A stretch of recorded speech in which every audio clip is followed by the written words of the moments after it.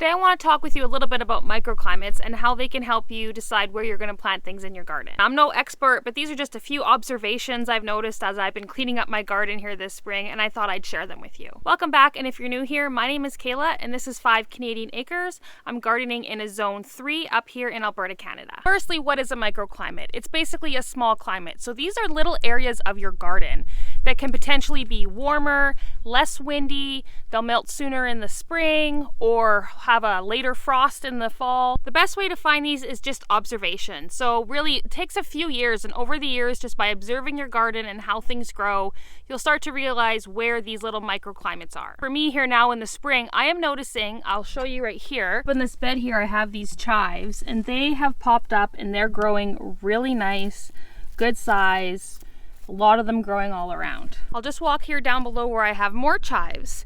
And so we have to remember that the lower areas of our garden, the frost will tend to sink there. So if you have a little bit of a higher part, it tends to stay a little bit warmer. Over here in these lower beds, there's chives in here, but as you can see, like here's one, and there's nothing really else come up. It will come up, it's just gonna come up a lot later. Now by seeing this and observing this, this year I'm gonna go up there, and all along that back area I'm gonna be planting some perennial herbs. Little caveat is that you don't really want to plant perennials, things that come back year after year, in your raised beds. They're better off in the ground. But in this case, because I've planted these up against kind of a wall, it's kind of like fake in the ground, and it tends to work. The ones up top there, the back of that is actually into my little greenhouse, so it tends to have a lot warmer air coming up on the back side of it. And as we can see, that means that those chives are coming back sooner. Besides just the sun, another thing is wind. Having an area that's more protected from the wind can help both your annuals and your perennials. Up here in the corner, I've planted my grapevine, and it's a little bit higher up than the lowest part, so it doesn't get that frost. Plus it's at a nice angle, gets lots of sun, and it's sheltered from that wind. So those cool, cold winds in the winter will not affect it. Another thing to think about with these microclimates too is that shade is not necessarily your enemy.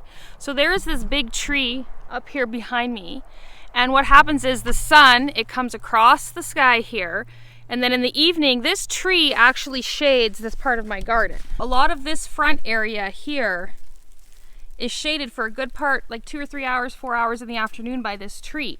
My brassicas were all here last year, and they did pretty good because the brassicas do like it cooler, so that kept this cooler in those hot afternoons and let them not go to seed or bolt as quickly. I know this year in this garden I'm going to be planting things that needed a little bit cooler. Now I also have this upper part of the garden which gets pretty much sun morning to evening. I grew my peppers here last year and they did really good. This summer I'm going to be planting my peppers up here again because I know it's going to be nice and warm for them, and it's also very protected from the wind here. So I encourage you to look for these little areas of your garden where you'll get lots of nice sun, less wind, put your nice warm heat-loving crops there, and then finding those little pockets that might stay a little warmer in the winter for those perennials. And of course this will take time over years, but as you'll learn with gardening, it requires a lot of patience, so it's a great practice. Let me know in the comments down below if you guys have found any little microclimates in your garden. Thanks so much for watching. We'll see you next time. Bye.